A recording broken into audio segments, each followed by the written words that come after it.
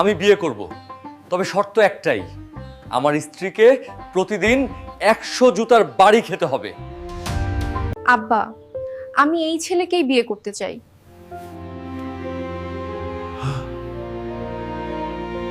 বেটি, তোমার জন্য আরো অনেক ভালো পাত্র আছে, কেন এমন ঝুঁকি নিচ্ছ? আমি কথা দিচ্ছি সব ঠিক হয়ে যাবে।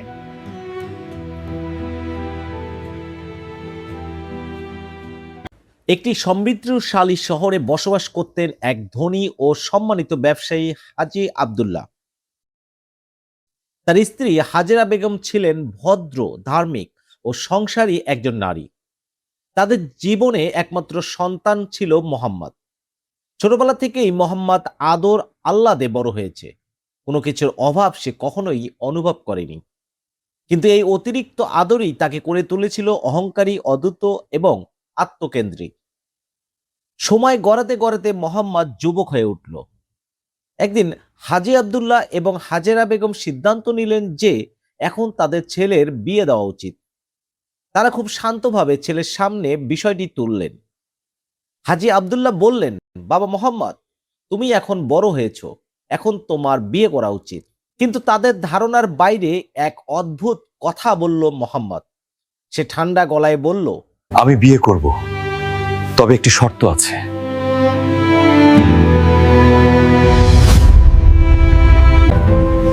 কি শর্ত? আমি এমন মেয়েকে বিয়ে করব যাকে আমি প্রতিদিন 100 জুতার বাড়ি মারতে পারবো। এই কথা শুনে যেন তাদের মাথায় আকাশ ভেঙে পড়ল। হাজেরা বেগম ভয়ে কেঁপে উঠলেন। হাজী আব্দুল্লাহ গভীর চিন্তায় পড়ে গেলেন। তারা বুঝতে পারলেন এই অদ্ভুত শর্তের কোনো বাবা মা তাদের মেয়েকে বিয়ে দিতে রাজি হবে না। তারা অনেক বোঝানোর চেষ্টা করলেন। বাবা, এটা কেমন কথা? সংসার ভালোবাসা আর সম্মানের উপর দাঁড়িয়ে থাকে। কিন্তু মোহাম্মদ তার সিদ্ধান্তে অনড় রইল। এভাবে কিছুদিন কেটে গেল। একদিন সেই শহরে এলেন আরেক ধনী ব্যবসায়ী হাজী ইউসুফ। তিনি তার মেয়ে আয়েশার জন্য ভালো পাত্র খুঁজছিলেন। শহরের লোকজন তাকে মোহাম্মদের কথা জানালো। বাহ্যিকভাবে ভালো পরিবার, ধনী এবং প্রতিষ্ঠিত, সব দিক থেকেই উপযুক্ত মনে হলো। হাজী ইউসুফ হাজী আব্দুল্লাহর বাড়িতে গেলেন। যথারীতি আপ্যায়নের পর তিনি প্রস্তাব রাখলেন। কিন্তু কথা শেষ হতেই মোহাম্মদ নিজেই বলে উঠল, আমি বিয়ে করব, তবে শর্ত একটাই, আমার স্ত্রীকে প্রতিদিন 100 জুতার বাড়ি খেতে হবে।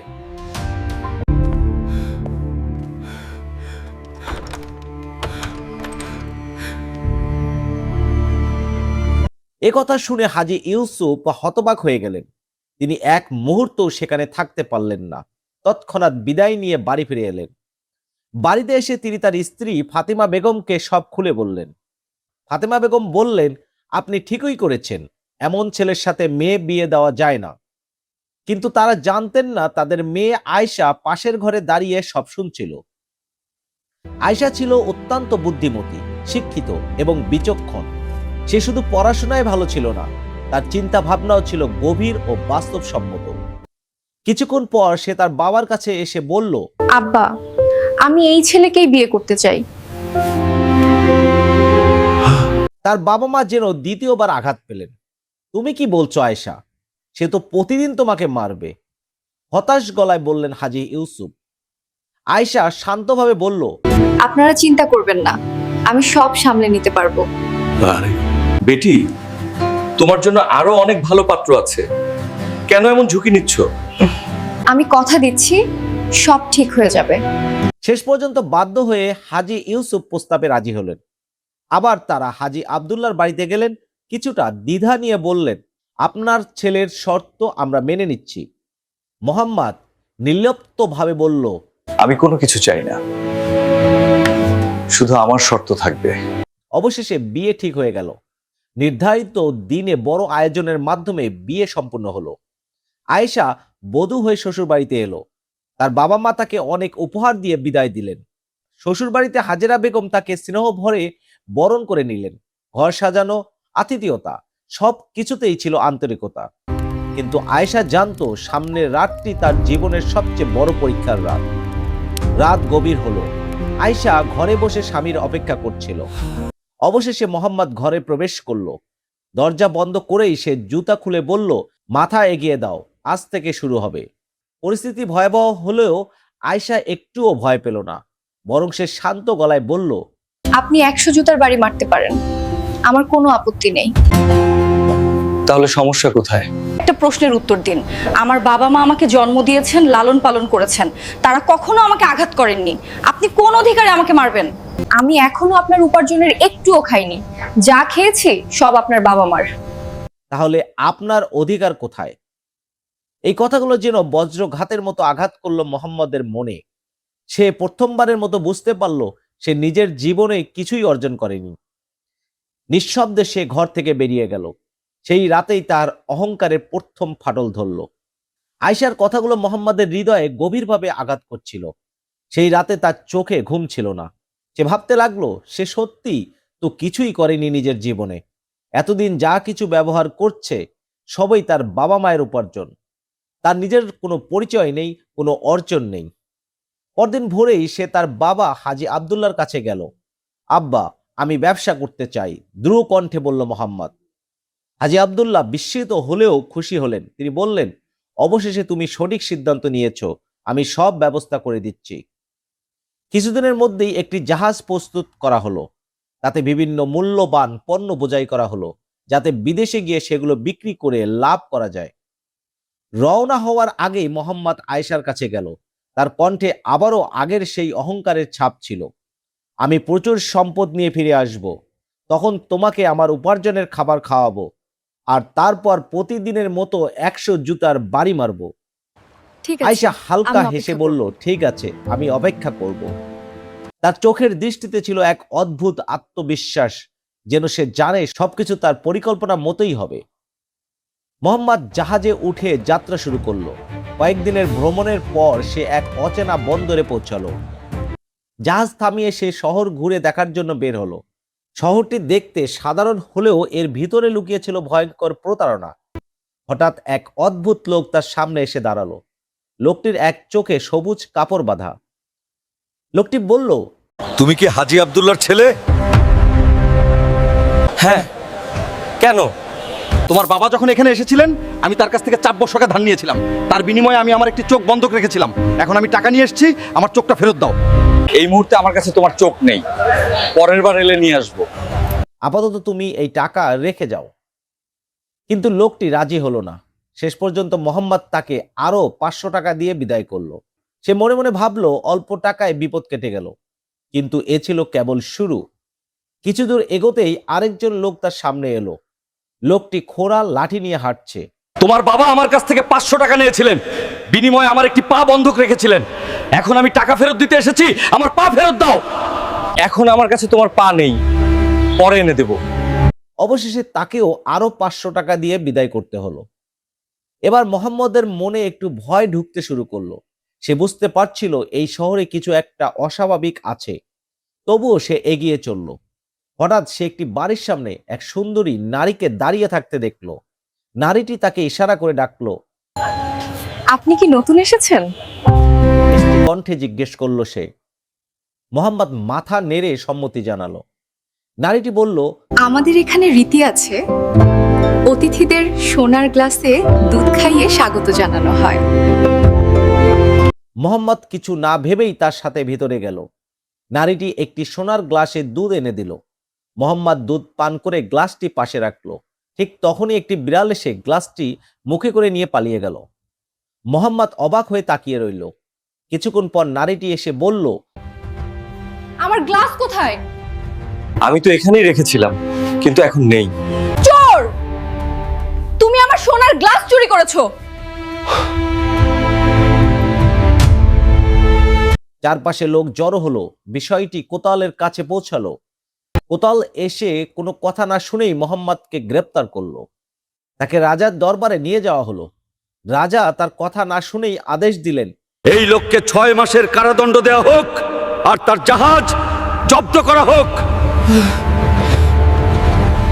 মোহাম্মদের মাথায় যেন আকাশ ভেঙে পড়ল। এক মুহূর্তেই সে সব হারিয়ে ফেলল। 6 মাস পর যখন সে কারাগার থেকে বের হলো, তখন তার কাছে কিছুই ছিল না, না টাকা, না জাহাজ, না সম্মান। সে রাস্তায় রাস্তায় ঘুরতে লাগলো, একেবারে অসহায় ভিখারির মতো। একদিন এক লোক তার কাছে এসে বলল, এই শহরে বাঁচতে হলে কিছু করতে হবে। আমি গান গাই, তুমি যদি নাচতে পারো তাহলে আমরা একসাথে কাজ করতে পারি। মোহাম্মদের আর কোনো উপায় ছিল না, বেঁচে থাকার তাগিদে সে রাজি হয়ে গেল। কিন্তু কাজটা সহজ ছিল না, তাকে মেয়েদের পোশাক পরে নাচতে হতো। একসময় যে ছেলেটি অহংকারে ভরা ছিল, সে এখন মানুষের সামনে মেয়েদের বেশে নাচছে। এটাই তার জীবনের কঠিন বাস্তবতা হয়ে দাঁড়ালো। এভাবেই দিন কেটে যেতে লাগলো। 1 মাস, 2 মাস, 3 মাস, প্রায় 8 মাস কেটে গেল এইভাবে।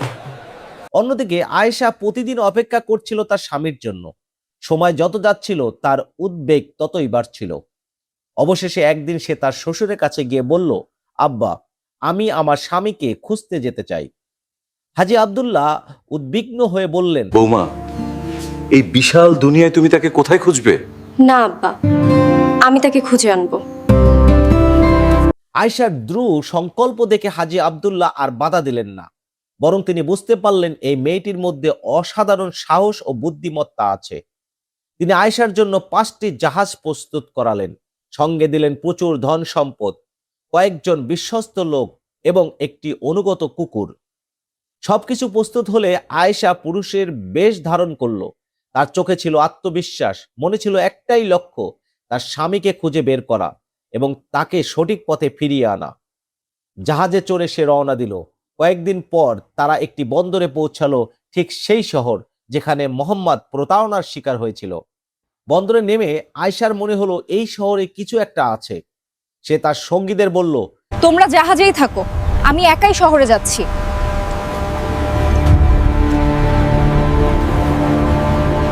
কিছু দূর এগোতেই সেই একচোখা লোকটি এসে হাজির হলো। লোকটি বলল, তোমার বাবা আমার কাছে ঋণ নিয়েছিল, আমার চোখ বন্ধক রেখেছিল, এই নাও 500 টাকা আর আমার চোখ ফেরত দাও। আয়েশা সঙ্গে সঙ্গে বুঝে ফেলল এটি প্রতারণার ফাঁদ। সে শান্তভাবে তার সঙ্গীদের দিকে তাকিয়ে ইশারা করলো, তারপর বলল, হ্যাঁ, তোমার চোখ আমাদের জাহাজে আছে, একটু খুঁজে দেখি। লোকেরা খোঁজার ভ্যান করলো, তারপর বলল পাওয়া যাচ্ছে না।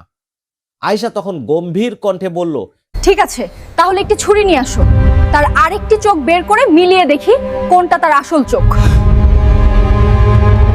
এই কথা শুনে লোকটি ভয়ে কাঁপতে কাঁপতে পালিয়ে গেল। আয়েশা মুচকে হাসলো। প্রথম ফাঁদ সে খুব সহজেই ভেঙে দিল। এরপর সে শহরের ভিতরে ঢুকলো। কিছু দূর যেতেই সেই খোড়া লোকটি এলো। তোমার বাবা আমার পা বন্ধক রেখেছিল, এই নাও টাকা, আমার পা ফেরত দাও। আমাদের জাহাজে অনেক পা আছে, তোমারটা চিনবো কিভাবে? বরং তোমার আরেক পা কেটে মিলিয়ে দেখি।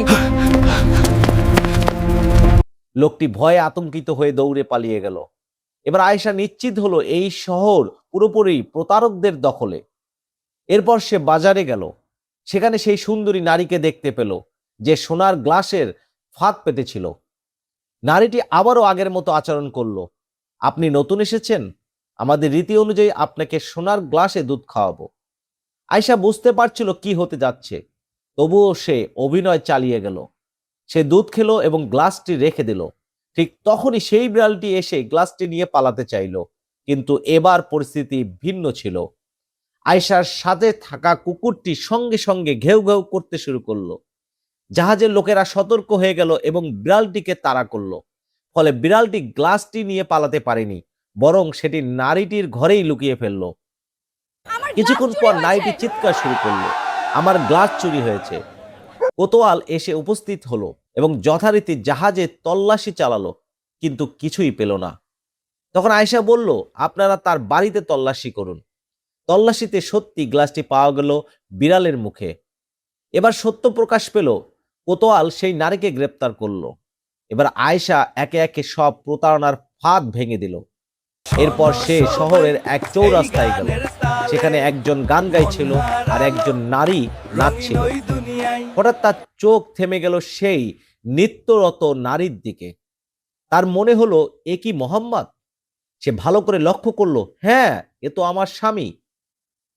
পরিস্থিতি বুঝে সে তার লোকদের দিয়ে তাকে ডেকে আনলো। জানা গেল মেয়ের বেশে যে নাচছে সেই মোহাম্মদ। আয়শা তাকে কিছু না বলে জাহাজে নিয়ে গেল, তাকে পরিষ্কার করে পুরুষের পোশাক পরিয়ে দিল। তারপর সে পরিকল্পনা অনুযায়ী বলল, আমি 10 দিনের জন্য বাইরে যাচ্ছি, তুমি এই 3টি জাহাজের দায়িত্ব নাও। যদি আমি ফিরে আসি তোমাকে 500 সোনার মুদ্রা দেব, আর যদি না আসি সব তোমার। মোহাম্মদ রাজি হয়ে গেল। অন্যদিকে আয়শা বাড়িতে ফিরে গিয়ে শ্বশুর শাশুড়িকে সব জানালো। 12 দিন কেটে গেল। মোহাম্মদ ভাবলো সওদাগর আর ফিরবে না, এই জাহাজগুলো এখন আমার।